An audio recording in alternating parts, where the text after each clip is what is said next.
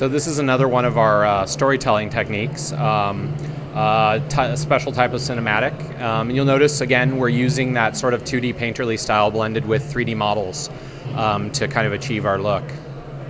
So we learned that Logan Thackeray, who's one of our main characters in the game, kind of our main NPC characters, needs help at the garrison.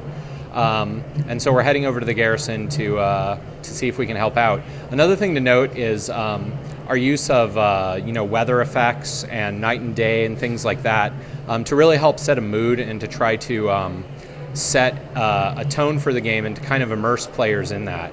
So here we go, we're at the garrison, and we're going to run into our first dynamic event soon. So you'll notice as soon as we run into the garrison, we see the defend the garrison come up. Also that guard told us that centaurs were in the garrison. There's actually a lot of players here. So what's going to happen is the event's going to scale up and there will be more centaurs added to all of the waves so that everybody has a chance to fight centaurs. One of the things that we want out of our game is for it to always be a good experience for more players to be in the fight. We've kind of come at the tail end of this event, so you'll see that we have the champion who's just come in. Players just defeated him. You'll see we succeeded because we did participate in the event, even though we arrived kind of at the tail end. And now we're going to see a little bit of an event chain where, since we've defeated the High Sage there, it's going to go right into a boss event.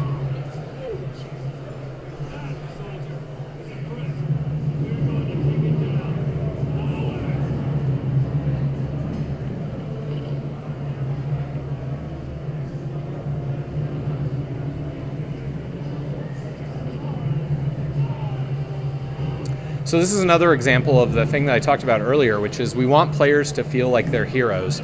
We don't want them fighting inconsequential things, even at the very beginning of the game. And so we throw this big giant boss fight at them to make them feel like heroes and to make them feel like they're accomplishing great things.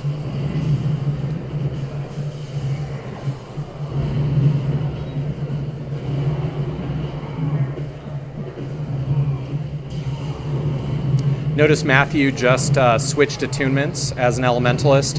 He can do that. So he switched to water, which is more of a support attunement. So now when he uses his primary skill, it will also heal some of the people who are up meleeing that elemental.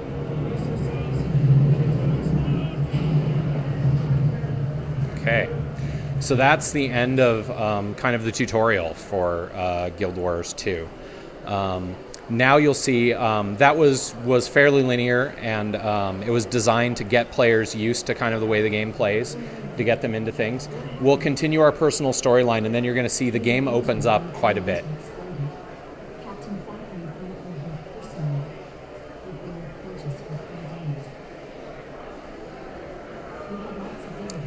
So to point out here, this is another place where the choices that you made in your character creation are affecting your story.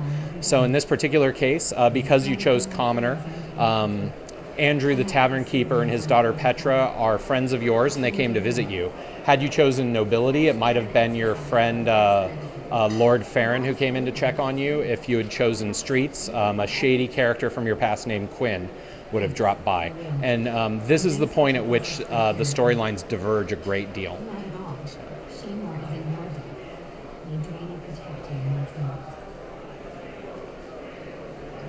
So we got rewarded for completing a step in our story. So now Matthew can pick a reward in addition to the dagger that he gets. And then he's going to get enough experience also here to level up to 2. So he can put some attribute points in. He can also take a look in his journal if he wants to see what he's done. You know, the journal's written kind of in first person to show it's your story, and we try to reinforce that a lot. So you'll see also that he's got a new thing to explore the countryside, talk to Watchman Rebick. Now Watchman Rebick is kind of our introduction to another system in the game, the Scout system. Our Scout system was implemented because, as we've been talking about, dynamic events are very difficult to know because of their very nature of being dynamic. They're very difficult to pin down as to where they are. And so we needed to give players something to do while they were kind of looking for events and waiting for events. And so that's what this is. What he's doing is explaining that there are various people around the valley. We've unfogged an area, and now we're showing where they are, who need their help. And there are small tasks that you can do, a lot of things that you can interact with the environment. So for example, one of the farmers, you might help him by feeding his cows or getting rid of creatures that are eating his livestock, or helping water his corn, which is getting parched. Just lots of little kind of fun events like that. And then the idea is that events will start occurring in those areas that you're at, and you'll run into them. So you notice we refogged the map so players who like to explore can go explore. Notice there's an event right there. We're kind of skirting the edge of it. We can keep going out onto the valley. That's one of our little silly introductory events. That's a watermelon farmer who has rabbits that are plaguing him, and you can help pick up the rabbits and keep them from causing problems. So one of the things Matthew is doing is he's in communication. Like we said, we have our whole office in Washington playing with us, and because dynamic events are dynamic, we're talking to them to try to find out what's going on where in the world, so we can make the demo experience for you good and we can see it. So we've actually got one right here. So there are bandits attacking this field of hay bales, and you note again, we didn't have to talk to an NPC. All we did was we ran into the area. We got word that, look, there are bandits here attacking things. Notice he's going to revive this NPC guard. Any player can revive any other downed player or NPC. We do that, again, because we want seeing another player to be a good experience. So bandits are coming in here. Notice there are other players. Somebody trying to pour a bucket of water on them. That's not really going to do much. The bucket of water is actually an environmental object that you can pick up. You can use it to put out hay bales. Uh-oh, you're going to go down. So right now he's using his Elementalist healing skill, which is a channeled skill. The longer he holds it down, the more he heals. And so he just successfully healed. Now he's got a bucket. Notice his skill changed when he picked up the bucket. You can use the bucket to put out hay bales if the bandits manage to light some of them on fire. You can also use the buckets to help some of the crops that are doing poorly. So notice he helped the corn to grow by dumping water on it. You could question whether or not somebody should really be doing that in the middle of a bandit attack or not, but this is an example of us letting players kind of do what the activities they want to do. Notice there's bandits attacking from both directions. Again, this is the event scaling and making itself work for multiple players.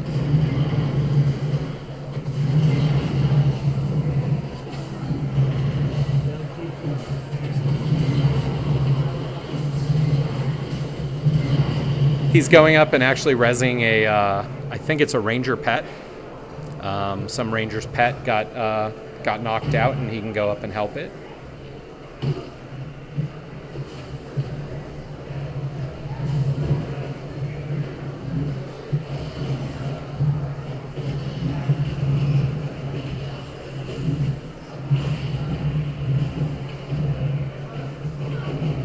Okay, so notice he has been a great help to Farmer Daya. One of the things that we do is those little hearts are really there to kind of get you moving around the map and to get you to places where they're interesting things. They're not the tasks that you do are very simple, but they're not grindy. We don't expect you to have to make you sit there for an hour doing stuff. And if he had finished this event, he would have automatically succeeded. So you notice there are a lot of bandits coming in, and that's primarily because there are an awful lot of players participating in this right now. Oh, he just went down. So this is an example of death is not the end. When you get to 0 health, you go into this mode where you can fight to survive. If he manages to kill a guy, so you notice he just managed to get himself back up because he defeated someone when he was down. So we try to create these moments of kind of near defeat that are pretty cool, and then you can get yourself back up from it.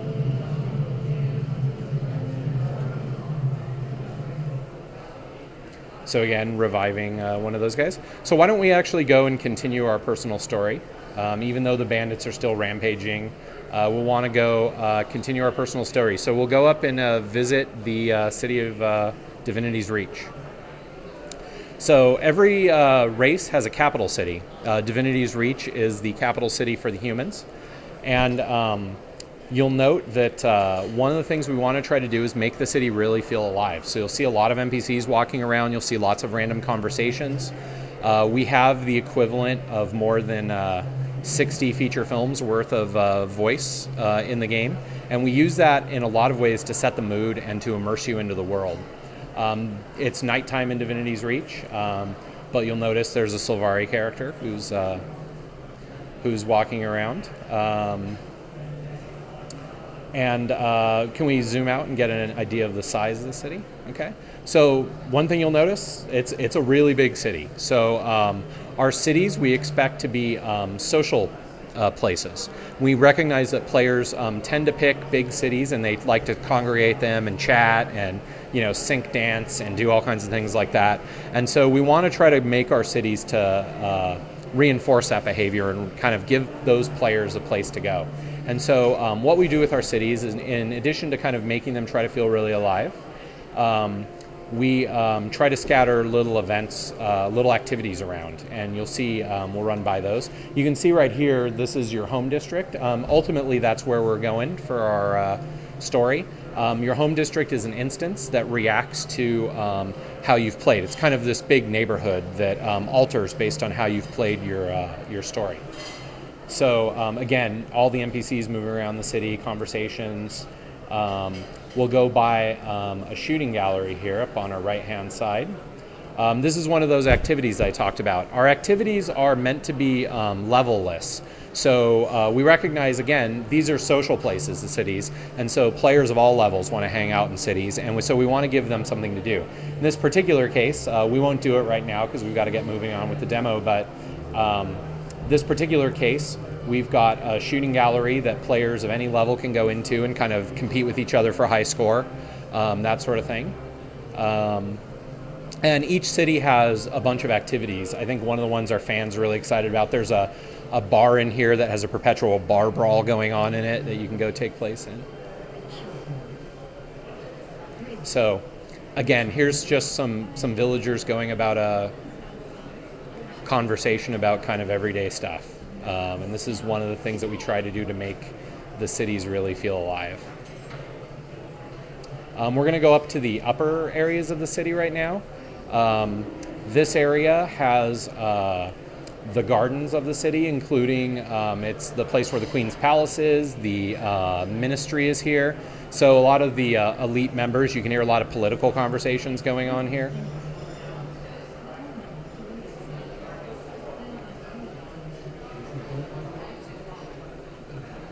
One of the things to note is, even though we do voiceover, we still put text up in the world and log things so that players, who maybe don't play with voice or hearing impaired or something can still kind of get all of this story stuff.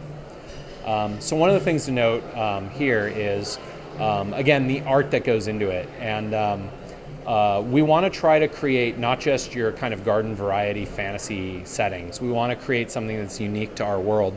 You'll notice this is had this garden as a big clockwork constellation going on in it. It's got the sun and the moon and stars, and it's moving around. This is a pretty, kind of unique site, and it really comes from our artists kind of driving the vision of the game and having a really unique vision. And so, again, we want to make our cities really beautiful places that players can feel like they can call home. So we'll continue on to our home district, and as we go in, you'll notice that it's an instanced area. It'll ask you if you want to enter the instanced. If you had a party of players, it would ask whose version of the instance you wanted to go into. So for example, if Matthew and I were playing and we both had a different story here, we could choose whose story we wanted to see. But I could come along and help Matthew. This is, again, story diverges a lot. Even though all three, any character comes here, Another character who, say, chose nobility would come here and find that his friend Lord Farron had thrown a big party in his honor, and so you get to go attend this party, and because you're a noble, that's kind of the sort of thing that nobles do. If you're from the streets, you'd find out that your shady friend Quinn is in trouble with the gang that you and he used to run with when you were younger, and he needs your help. In this case, you find out that things are not necessarily going well at the bar that your friends Andrew and Petra run. There are some shady characters kind of moving in.